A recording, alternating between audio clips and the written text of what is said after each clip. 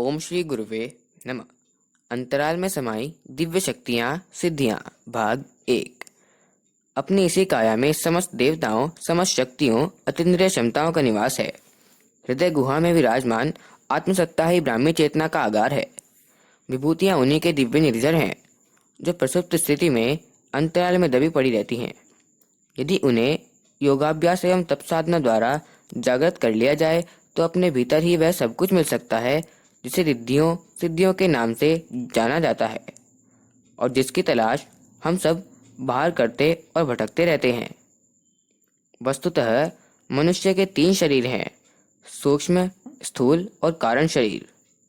इनमें एक से बढ़कर एक उच्च स्तरीय दिव्य क्षमताएं, विभूतियां विद्यमान है। इनमें स्थूल शरीर वह है जो चलता फिरता, खाता, सोता आंखों से दिख पड़ता है। सूक्ष्म शरीर वह है जिसमें अदृश्य शरीर रहता है और प्रेत पितरों जैसा वायुभूत होता है।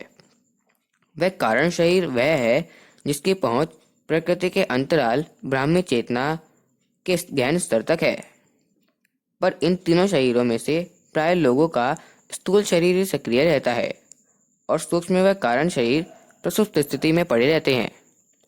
सूक्ष्म शरीर पर स्थूल शरीर के प्रभाव संस्कार जमते रहते हैं और वे अगले जन्म में स्वर्ग नरक में अपने पूर्व कृत्यों के अनुरूप चेतनात्मक प्रसन्नता या संताप सहते रहते हैं।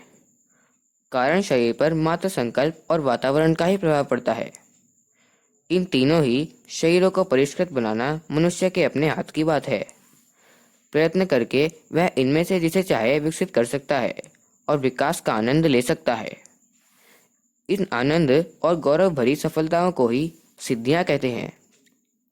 इनमें स्थूल शरीर की सिद्धियां हैं: स्वस्थता, बलिष्ठता, सौंदर्य, सम्मान, वैभव, सहयोग, प्रसन्नता आदि।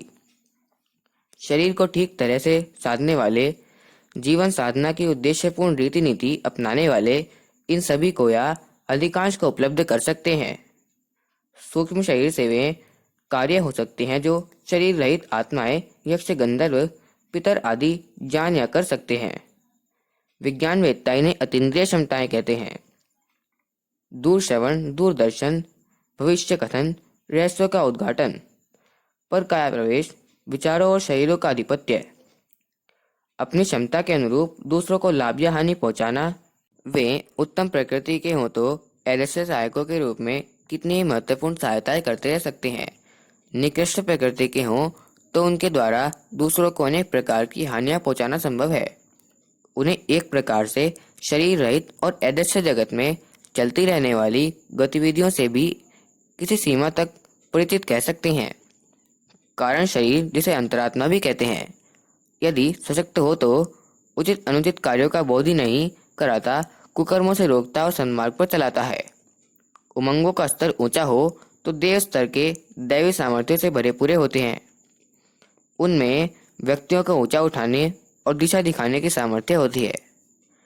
वे भविष्यताओं को जानने तक ही सीमित नहीं रहते, वरन उन्हें सुधारने और बदलने में भी सामर्थ्यवान होते हैं। वे अपने उच्च दृष्टिकोण के कारण हर स्थिति में स्वर्गीय प्रसन्नता का अनुभव करते हैं और कुसंस्कारों के बहुबंधन काट सकने और कारण जीवन मुक्त भी होते हैं। इसके लिए शरीर त्याग की आवश्यकता नहीं होती। इस तरह स्थूल शरीर में समाहित दोनों सूक्ष्म और कारण अपने अपने काम करते रहते हैं और अधिक ऊंची स्थिति प्राप्त करने में प्रयत्नशील। अध्यात्म वेत्ताओं के अनुसार स्थूल शरीर की सिद्धियां प्राप्त लोगों को महापुरुष, सूक्ष्म शरीर वालों को सिद्ध पुरुष और कारण शरीर की दृष्टि से विकसित लोगों को देवात्मा, देव पुरुष कहते हैं। अखंड ज्योति, मई 1991, पृष्ठ 43। ओम शांति।